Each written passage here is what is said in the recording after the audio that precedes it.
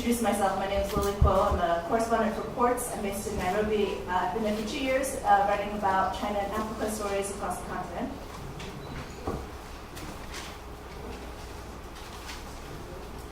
So I have 2 stories that I want to talk about today. I actually got interested in them when I was here last time and spoke to a lot of great scholars here researching Chinese communities in Africa, specifically here in South Africa.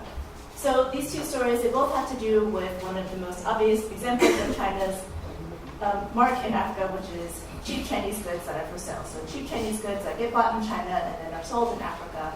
And this is facilitated by a whole network of agents, traders, importers, logistics companies. And a academic named Gordon Matthews from Hong Kong University described this to me as, you could look at this as a kind of globalization from below. So what I was really interested in seeing is seeing how this kind of globalization from the ground up had changed local economies, and also how this industry itself, this kind of business, had changed after basically more than 2 decades of these links going up. So the first story that I did actually a lot of the reporting while I was here for the conference last year. So, as a lot of you that are based here will know, South Africa has a very large Chinese community. I think it's the largest in sub-Saharan Africa, and it involves a mix of generations of Chinese dating back to the mid-1800s from Taiwan, southern China, Hong Kong, and then most recently from mainland China. This most recent group of migrants, a lot of them you can see in the China malls. So these Chinese-run shopping centers that everybody just refers to generically as China malls. They are one of the most visible signs of China's presence in South Africa, even though there are many other manifestations.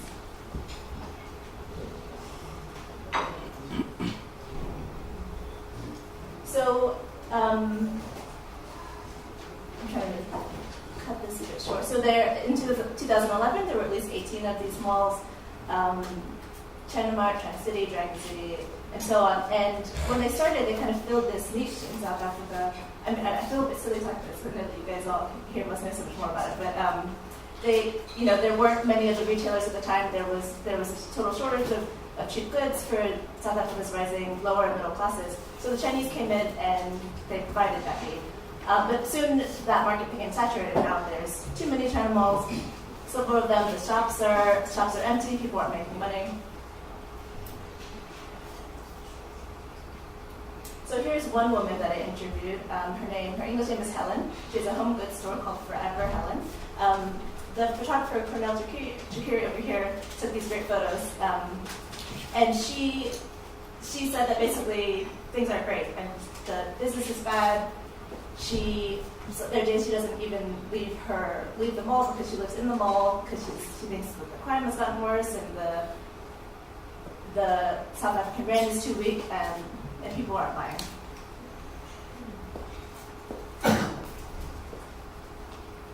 I spoke with a lot of other traders in other China malls, including in the same ones. I think this one is actually called China Mall. And they all expressed similar frustrations and a similar downturn. So what I thought was interesting about this also is I also spoke with other traders in other countries, and also people who research those communities, and they found that Chinese traders in a lot of countries in Africa are facing similar levels of a downturn in the local economy, a weak local currency, and competition, most importantly. So this was the case in Botswana, Ghana, and Senegal. And Angola, a Chinese association there said that the Chinese community now is only a quarter of what it was 4 years ago. And what I thought was interesting is that actually it wasn't limited to Chinese traders. So as I said, in this chain of goods coming into Africa, there are a lot of African agents and business people also involved. So I'm based in Nairobi, and there is a really vibrant commercial neighborhood called Eastleigh, which is mostly the Somali community. And this is it's a lot of small shops, a lot of malls, similar to the China malls, but smaller, a bit more dense. And the Kenyan and Somali traders also were facing some of the same issues. So we saw a lot of empty malls, shop owners saying that they're also struggling. This is Moha. Moha said that when he started this business 4 years ago, he was making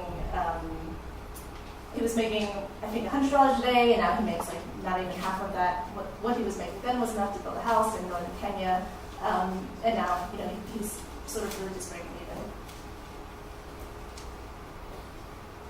So I wanted to know what what the reason for all this was, and one of the things that I found interesting is this idea that just bringing goods over just bringing Chinese goods over to Africa used to be good business, used to be like big business. There was a need for these products, and Chinese traders and African traders filled that need, and that was enough. And that alone was enough to make money. But as more people started doing it, and as the links between China and Africa have become closer, kind of anybody can do it now. So it's not, you don't have a special advantage if you are Chinese now, because now there are a lot of African traders that can do it, and African traders that speak Chinese, or even if they don't, in China there are specialized agents to help you, there are hotels. Once you establish contact, you don't even actually have to go. You can make your order over WeChat or WhatsApp, you can check it, the factory can send you a video or photos of it, and you can check it, and you can pay through online transfers. So that is really kind of something that's disrupting this industry that made a lot of people money and that a lot of people had the light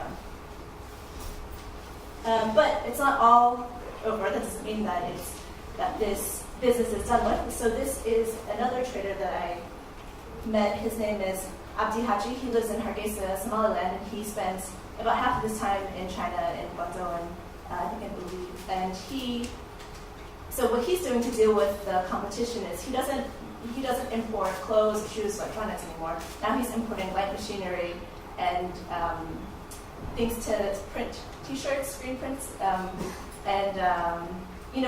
just various kind of branding machinery. And so he's doing that to be competitive, and he thinks if you can do very light processing and manufacturing in his home country, that's a way to be competitive. So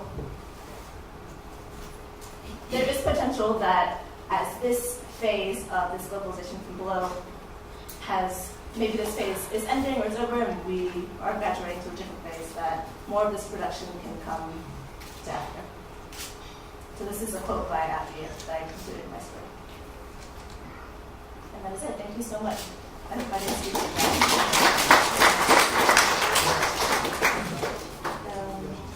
All right, so we'll have Gerard next. Gerard's going to be talking about China and Francophone Africa, which there really isn't a lot of coverage of, or at least we don't see a lot of it in English language news. And Gerard has 4 mentees that have done some really interesting projects in DRC, Burundi, and Morocco.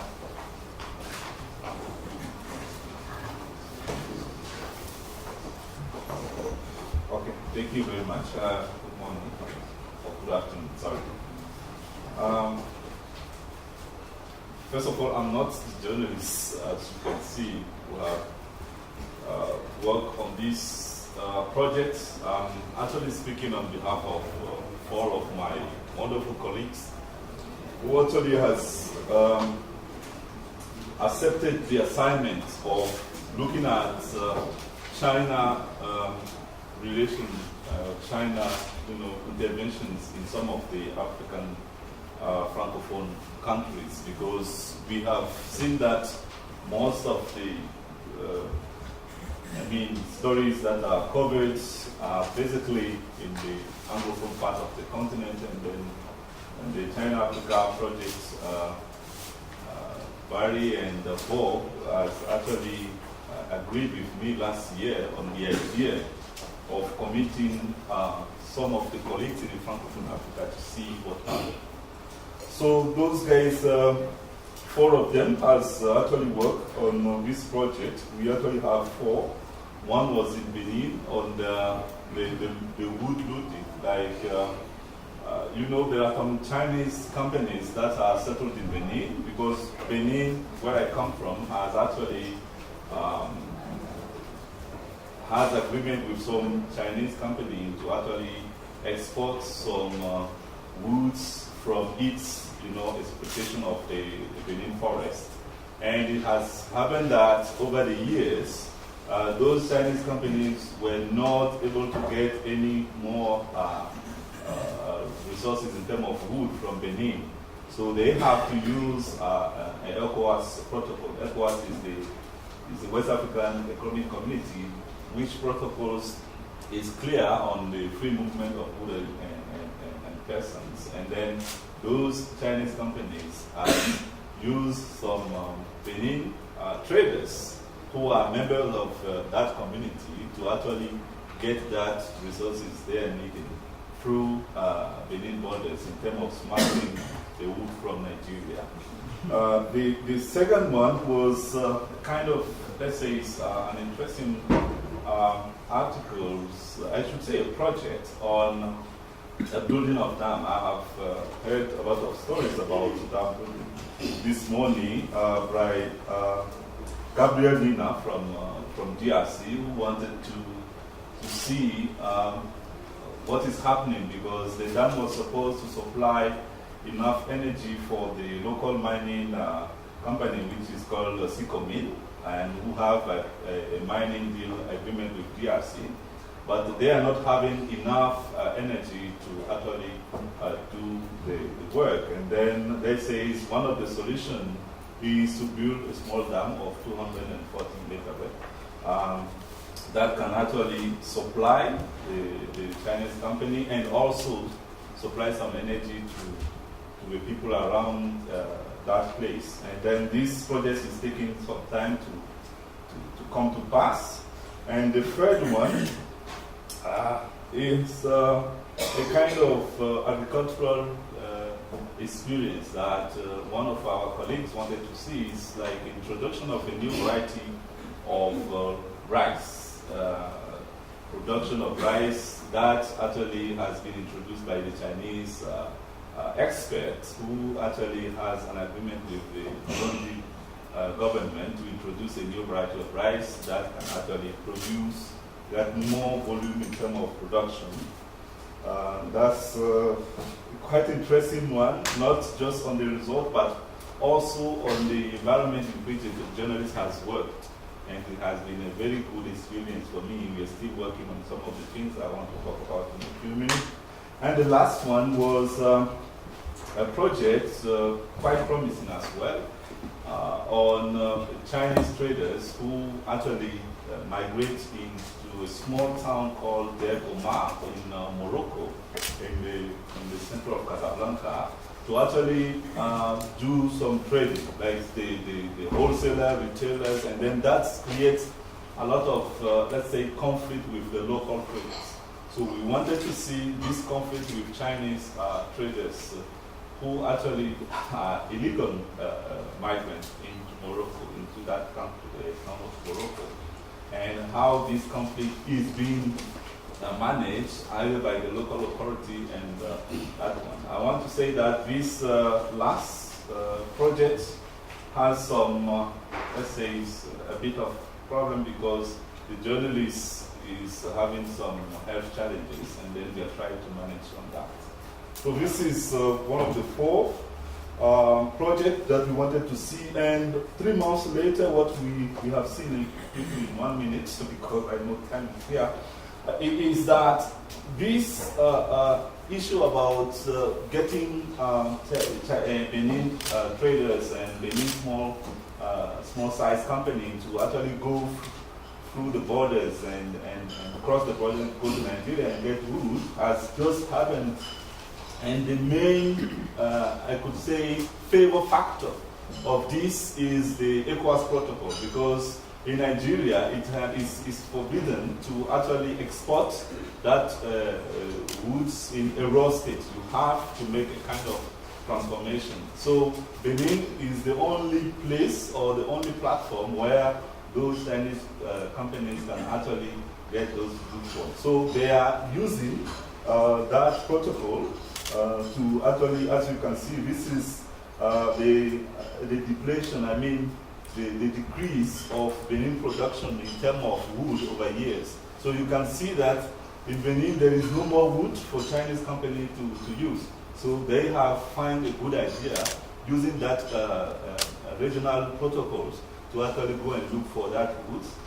They are not the one who go to Nigeria to look for it because they are not citizens of the community, but they use some partners who are local, Benin partners, to go through that one and get that route. And as you can see, these are some of the things that they are getting through that's illegal smuggling. You should know that borders in Benin, like any other African states, is just a line, so people can cross from this to the other one with no difficulty. The second one, quickly, as I said, has to do with that dam. And the problem with that dam was that the journalist was not able to see the project starting because all is about feasibility studies and then it's not moving. So we have actually changed a little bit the angle of the story. We wanted to see what are people losing in the absence of the dam. So we have started looking at the economic activities and we went to the hospital to see whether those people were able to get electricity for the patient.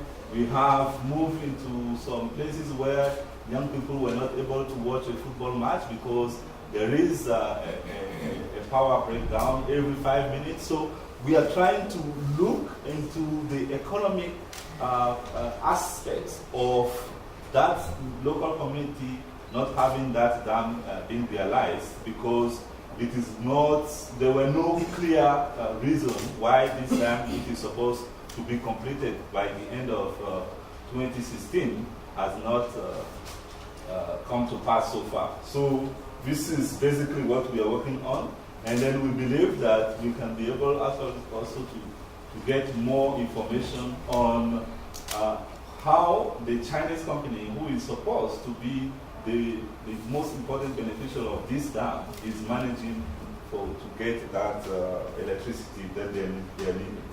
The last one is the rice.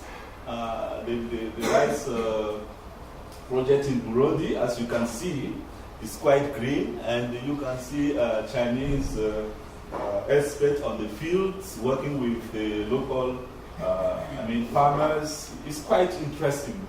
But the problem at this level is that, as you can see, this is what it brings with the new hybrid rice variety introduced. You can see that per hectare, it has moved from 7 tons over to 10 and a half, which is something interesting. But I still have, with the journalists, we are fighting because we still have some outstanding questions we are working on. And these questions are, what are the type of chemicals they have been using, if any, and any impact on the soil, environment challenges, and also something that has to do with the human bodies. I can say that what is very typical is that before we can start that project, it was very difficult. As you can see, this is the 2 agreements, one from the Ministry of Agriculture and one from the regulatory body of communication, that the journalist has taken more than 2 months or so to get before he can talk to anyone in Burundi. So it has been a very difficult situation for him to start. And when I come at the last stage of our work and then ask him some of the questions about why can't we introduce those outstanding questions, this guy wrote me a very emotional email where he was telling me, that was the email I got from him, that his security is at risk. If I really want him alive, I should actually find another way to get the other part of the story that I think is necessary for the story to be credible and have a more balanced tone. So it is quite a very difficult issue, and if you can read through these letters, actually these letters, one of them is saying, we thank you for doing this reporting that can actually highlight the good work that the government of Burundi is doing. So it is a kind of guided reporting already. They told him what they expected him to do, and it is at only this condition that he was granted their authorization to actually do the work. Last thing I want to say is On the China trader Omar, as you can say, the reporter is actually sick, and then we have given her some time to complete the story, and we hope to have it complete in the next month or so. Last thing I want to say is about the lesson learned, and I think that the political influence of China-Africa partnership is very key for any journalist. It is a kind of communication approach that actually needs to be studied again, so that we can be able to help journalists on the ground, because they are actually helpless when they move on the ground. Nobody is going to talk to them because the type of approach to communication you have cannot allow anybody to do a credible article. So I believe that this is a call to some of the people here who can think that there is a possibility to study that one deeply, so that we really see what is the communication approach that are around those type of projects. The second one is about more skills are needed in the African part, precisely on reporting skills, data journalism, and also having possibility of mentoring those guys to do a good work. Thank you very much. Great, and now we'll have Claire and Heever. Claire investigated Confucius Institutes in Zimbabwe, Zambia, and Tanzania. And then after that, we'll have a very short Q&A session, and then we'll go on to our next one.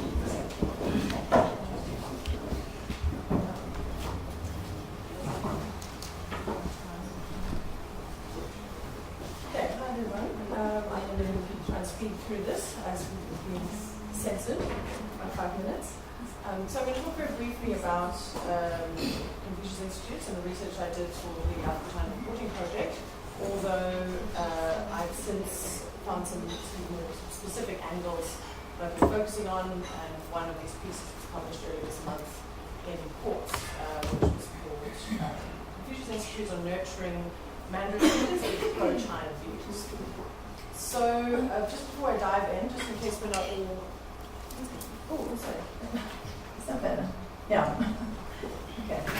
In case not everyone is equally familiar with what Confucius Institutes are, they are language and culture centers that are funded by Heever, which is the state-run Chinese non-profit organization that falls under the Ministry of Education. They're often compared by Heever and by outsiders to the UK's British Council, the German Goethe Institute, France's Alliance Française, and all of these teach and promote their country's own languages and do receive government funding to do so. One crucial difference, though, is that Confucius Institutes are based on university campuses. I'm going to call them CIs from now to save some time and breath. So why am I mentioning that they are on university campuses? Well, sometimes when universities don't have their own Chinese courses in place, the Confucius Institute will double as the Chinese language department. So that means the Chinese government is making decisions about what is being taught, what is in the curriculum. Why am I mentioning that? Why does that matter? Aren't they just teaching language? Well, language doesn't exist in a vacuum, and I would argue that it's inextricable from culture, and that the languages that we speak and think in are what help us shape and affect how we see and interact with the world. So, as you would expect, and just like Alliance Française and the others to some extent, the CIs do teach a rather selective and Chinally packaged version of Chinese culture at these institutes. And just as a quick example, beginner students who can barely string a sentence together in Mandarin are asked to memorize lists of China's great inventions, including compass, gunpowder, etc. And the fact that they have a physical presence on campus has also been known to influence academic proceedings and on-campus activities, which is why some US and Canadian CIs closed in recent years. So, they're also central to China's global soft power campaign, quite obviously, I think, which I'll say a bit more about later. The first CI was set up in Seoul in 2004, and since then 516 have opened in 142 countries. Over 40 of those are in Africa. All of this convinced me it was important to find out what is going on inside these CIs, what's being taught, what's not being taught. And to what extent are CIs a microcosm, sometimes, of China's relationship with the host country where it's based? Most importantly, to me, how are CIs shaping ordinary Africans' perceptions of China from the ground up? So I obviously didn't get straightforward answers to all these questions, but I'm going to share some of my observations and the opinions that I formed in the process. So, I live in Cape Town. I started my fieldwork in a sort of quite casual way by taking a couple of classes in the evening at the UCT Confucius Institute. So being a student in a classroom, I found, really is the best vantage point you can ask for. You are a fly on the wall, and I think that's a position that many researchers and journalists want to be in. I have Chinese skills, so I could blend into the classes. I could take as many notes as I wanted in my Chinese notebook. And often I found that actually the content that I was listening to being taught was as interesting as the more subtle dynamics that are at play in these institutes. There's a bit of a grey area in terms of going undercover. I'll fast forward this part as we're out of limited for time. Obviously, it's a grey area. Media practitioners discuss, is it right to go undercover? Is it worth it? Was I lying about being a student? Not exactly. I have been a student. I will be a student again in the future. And I'll probably quite likely enroll in the Confucius Institute when I eventually do my next HSK test. There are other advantages to having this approach.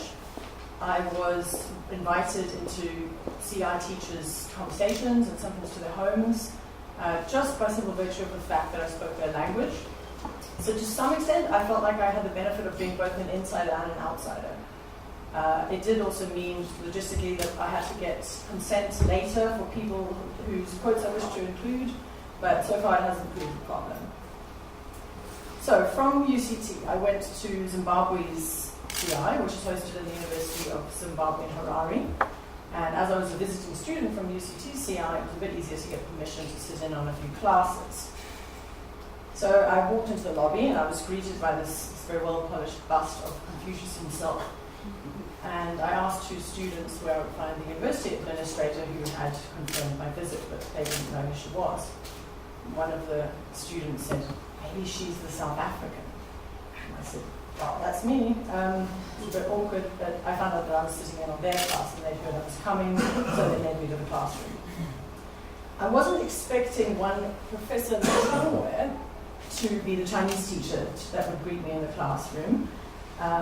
But he gave me a very friendly ni hao and quickly sized me up and sized my Chinese up too. So Professor Mashangwe was the first Zimbabwean to get a PhD in Chinese linguistics, which also is enough to teach Chinese as a foreign language. And actually, from what I saw, he's an excellent teacher, perhaps because he can relate to some of the local challenges that Zimbabweans have in learning Chinese. He asked me to introduce myself to the class in Chinese, which I did. To my dismay, they all clapped. Then I realized that it was the beginner's class, which explained why they were so impressed. And these were first-year students taking Chinese as a major because University of Zimbabwe CI is one of the many that offer credit-bearing courses. And one of some that offer it. So Mashangwe's class, those are his credentials, consisted of asking the students to read Chinese sentences aloud from the screen. And there was one particular woman in the front row who raised her hand to answer almost every question. Her name was Nancy Mfunza, and she was one of several students I met who really had her sights set on getting a scholarship to study in China. A few months later, I found out that she couldn't afford her fees anymore, and I realized just how much of an impact that scholarship, if she had gotten it or if she gets in the future, would have on both her and her family, and how that in turn would influence their view of China. So apart from Nancy, virtually all the students I've spoken in Zimbabwe, Zambia, and Tanzania said that they see Chinese language skills as a bridge to opportunity. Learning Chinese was the first step to working and doing business with China, they told me. And several of them also said that the Look East policy had been a factor in their decision to study Chinese. So the Look East policy was originally a Zimbabwean government response to Western imposed sanctions, but as many of you know, it's evolved to represent a broader trend which is within Africa, where people and countries are trying to emulate the economic model which has lifted perhaps as many as 800 million Chinese out of poverty. So for people from African countries who consider themselves as part of that process, I think it's logical that they would see special appeal in studying at the same Chinese universities that educated the engineers and surveyors and economists who transformed China. So back to Mashangwe. He made a very last-minute decision to accept a scholarship from the Chinese Scholarship Council, and it ended up changing the whole course of his career. He went on to China to do his master's in theatre arts, that was the plan, and he needed to do a one-year Chinese course as part of that. But he soon realized that there were more opportunities available, and he grabbed them with both hands. 7 years later, he came back to Zimbabwe with a PhD in Chinese linguistics, and also probably co-authored the very first Shona Chinese dictionary. The University of Zimbabwe in him has also gained a very pro-China member of staff who self-censors as a matter of course, and who told me he would never teach any politics because it's not relevant to any of his courses, even though some of these students are going over to China, and some political, tips and background would be useful actually. So he's much like some of the teachers that come from China to work in Confucius institutes around the world, in that he's aware of the spoken and the unspoken rules, and he knows which lines not to cross. I would say that it's a very good return on the Chinese Scholarship Council's investment, this man. So there are several other staff members who are following in his footsteps, and that CI now has 7 Zimbabweans in a team of about 18 Mandarin teachers. So there are lots of universities that are trying to do this and trying to train enough local teachers to sustain their own courses, but Zimbabwe's is the only one I visited where it's actually happening. It's very much a model CI, and it's won CI of the year twice now. So then to Lusaka.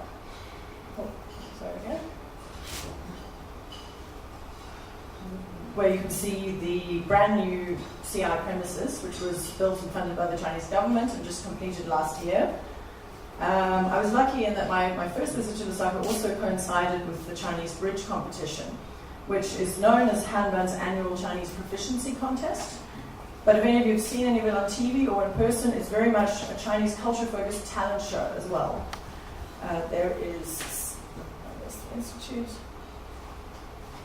There's singing, lots of singing, there's dancing, there's martial arts, and as you can imagine, foreigners showing this degree of interest in Chinese culture also doubles very well as a well-orchestrated PR exercise, really.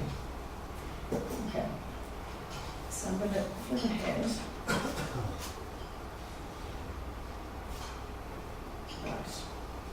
So as I said at the beginning of the presentation, CIs are central to China's global soft power campaign. For the first time now, though, China is directly competing with the West for influence. And in the education sector, you could say it's winning. It's now the world's most popular destination for Anglophone African students, having overtaken the US and the UK.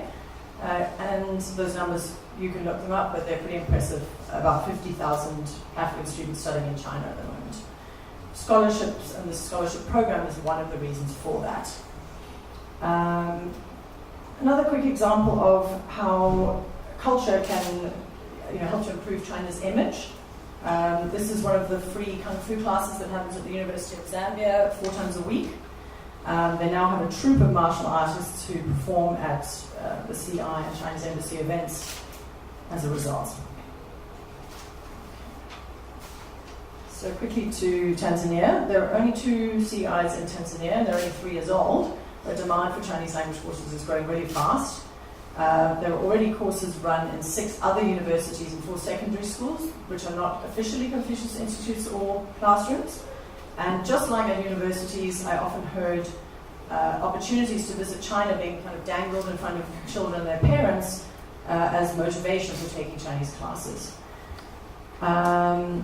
I really do think that exposing students to Chinese language and culture, particularly at a young age, has to be the most effective way of shaping their perceptions of China from the ground up. So that's basically what's led me to believe, I'm going to summarize this part because it's a bit long, that we should be paying attention to the fact that academic freedom is influenced by having an external foreign organization on a campus. And there's a reason that the National Association of Scholars in the US has recommended the closure of all CIs in the US now. The thing is that it's not the same situation here, and in the region of $100,000 US that's paid by Hanban to start these institutes, and then often paid a similar amount annually, the textbooks that are provided, the teachers, those aren't as easy to forgo if you are a university in Zambia or Tanzania or Zimbabwe as a US one, generally speaking. I think I'm going to end there. I'm going to end with a very, very quick thing. There's a reason why I think that it's very likely that Chinese is going to become a lingua franca in Africa. Not the lingua franca, but one lingua franca in parts of Africa. And one very quick story that is one reason I think that happened in Dar es Salaam, in a playground in a school where a group of children were passing me on the way home. And they looked at my foreign face and staring, some giggling, some waving. But one child looked at me and called out, "Ni hao." And I thought, okay, does this mean to some extent foreignness could be becoming synonymous with Chinese in some parts of Africa? And with so much Chinese investment, businesses and immigrants all over the continent, like we've been talking about, in the next couple of decades, it's not going to happen fast, but could the English hello, which after all did also come from very far away, possibly be replaced by ni hao? Thank you. This is a naughty extra slide, but along the lines of collaboration, which everyone's been talking about, I also went to the NIST conference. I had an idea for a very quick way of making a resource list so people can connect. I'm sure there's going to be lots of these springing up, but here it is. It is a very kind of clumsy way of doing it. What I'd like to do is create a Google form. Haven't done that yet. So what I'm suggesting for now is, if you would like to connect, if you're a researcher or a writer or whatever you are, and you want to work together potentially, I started this blog recently with my colleague Etienne. It's called huko.com. You can watch the video on the site to find out why it's called Huko. And at the bottom of each page, we've got this, which is not for that purpose, but it's just our email sign-up list. What I suggest is add your email there. You can always unsubscribe if you don't want to receive regular post updates, which I totally get. It floods your inbox. And then I will reply and send an email by the end of the week to everyone who's today or tomorrow, so I can figure out that you are wanting to be on this list. And then if you have a website, you can also reply to that email and I can add you to a list of resources and links. Okay, thanks.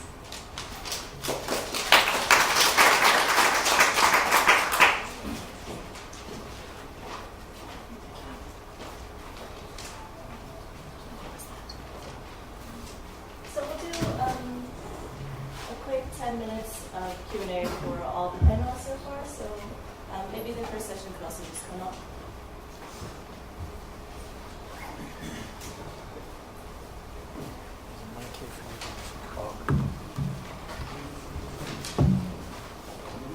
Does anybody have any questions?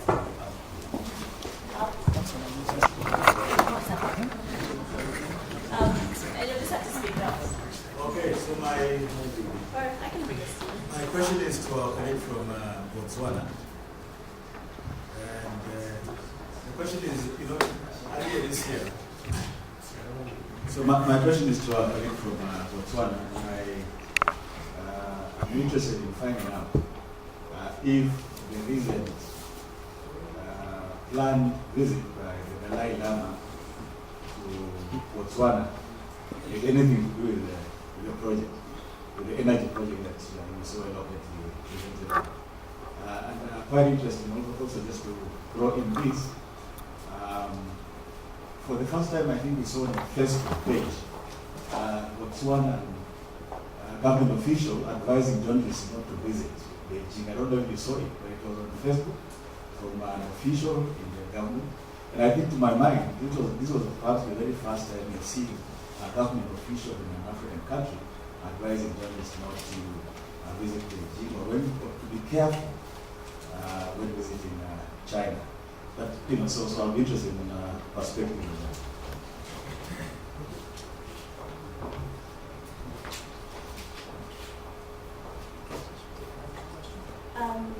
Why don't we do one question and then take it, and then we'll do another one? Is there one more question? Yes, I trust. I have a question to Clara. I want to ask, what other people go to Confucian Institute except this college student, and has the study completely changed their opinion towards China? Okay, do you guys want to go ahead and take? Botswana first? Or? Thank you. Thank you for that question. The first question that you asked about the Dalai Lama, I'll put it this way, the power project I was talking about was supposed to have been handed over back to government in 2012, and it was eventually handed over in 2014,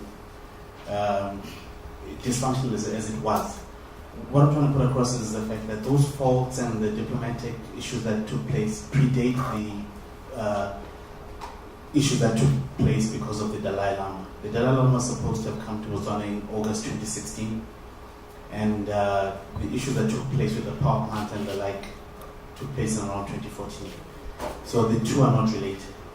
The only way they would be related is if there was residual frustration within government around that project. But even then, the fact that the Botswana government is selling that power station to a Chinese SOE would suggest that there isn't that much anger within government. And then the second part about the Facebook post by a minister, I'm not sure which one it was. I have a colleague here in the audience. I don't know if you saw that, because I know the number of ministers in Botswana who have verified Facebook accounts. The president is one of them. There's Minister of Agriculture as well. There's a couple of them, but I don't remember that post. Botswana and Chinese relations date back 42 years or so. And I personally haven't seen where the government has said don't go to Beijing or be careful. Maybe she can jump in. She's also. Good afternoon. I'm not aware of that post myself, but what I know for sure happened, or told, that the Chinese embassy took close to 100 journalists. I'm not so sure that that's true actually. Maybe a handful of journalists to Beijing, and then they stayed there for a month. So the government of Botswana was worried. They thought maybe the Chinese embassy had taken the journalists to Beijing in order to brainwash them so that they write stories that do not support the coming of the Dalai Lama. That's what I know.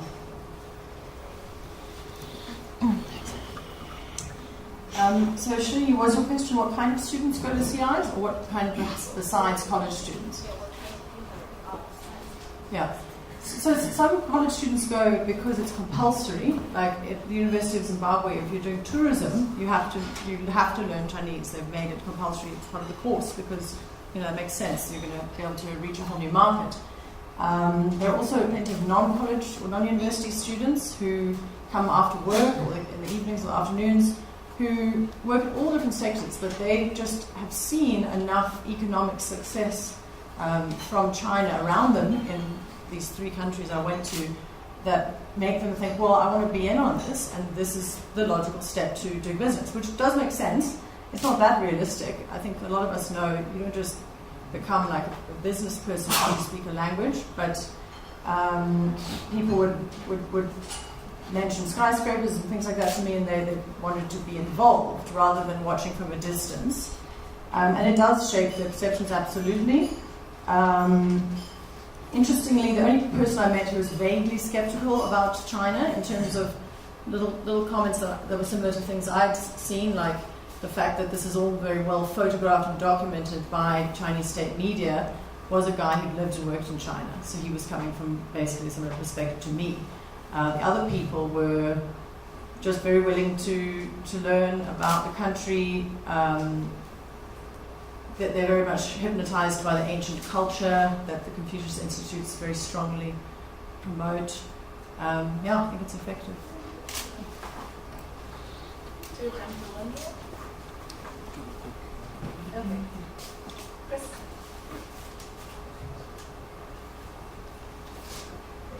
A short question, Claire. I'm wondering, do these students pay for the courses? Still add on her question. In other countries, we see the sons and daughters of the people in the middle class and above going for these foreign languages. I'm wondering who are the kind of students who are going through this training?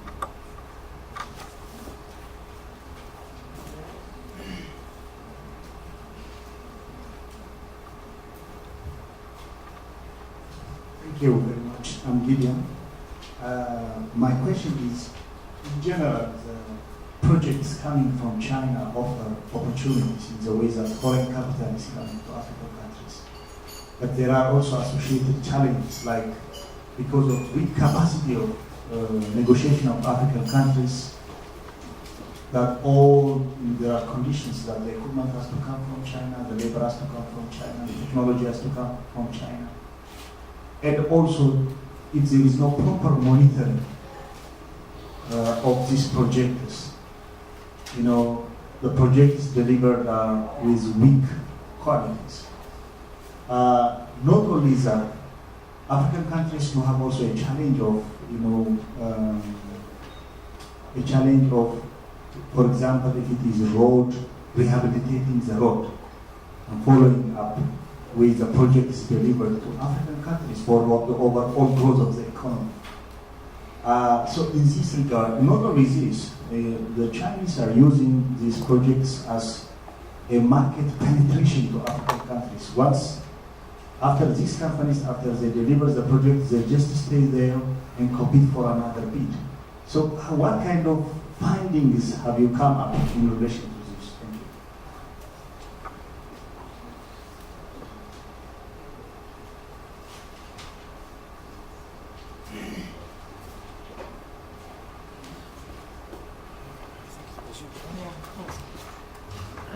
So for Christopher, the arrangements vary wildly from institute to institute, and each partnership is unique. When I first started going to the UCT Confucius Institute, it was free for non-UCT students to study Chinese in the evenings. So kind of crazy. It's totally accessible to anyone, in other words. They've since introduced a fee, I'm not exactly sure why, to about $30 a course, which is about 10 weeks or something, or maybe it's a semester long. So it's very flexible, and the reason those Kung Fu classes were free was because when they charged for them, nobody came. So they waived the fee, because there's budget, Hanban has a lot of budget for this, and so they may not need to even charge anything in some cases. Who wants to talk? James, you want to take that? Okay. You asked, are there opportunities for the locals? I guess you're talking about the people and the companies that are local.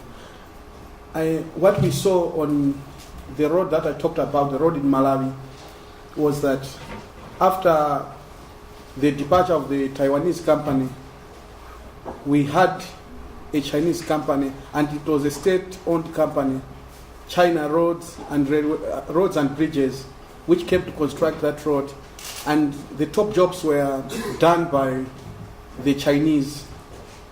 Only those that were labor intensive, and even those for unskilled people, were left to the locals. And what came out very clear in my findings were that even the monitoring was not that rigorous. So we ended up in a situation where the politicians, not the engineers, were in control of that project, and they dictated the speed and the output that we got. After that project, China Roads and Bridges, the state-owned company that I talked about, has not had another project, because that road was constructed in the first phase of China-Malawi relationship, and in that phase we had a number of key projects. One was the construction of a 5-star hotel in the capital, Lilongwe. We also had construction of the stadium in Lilongwe. We also had construction of a University of Science and Technology on a farm that was owned by the president, who took us into this relationship with China. And we also had construction of presidential villas in Lilongwe. All of them have been named after that president, and So that's one mark of that relationship.